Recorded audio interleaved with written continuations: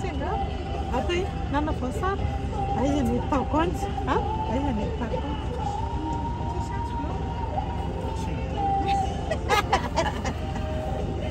Quem não viu sozinho, galera?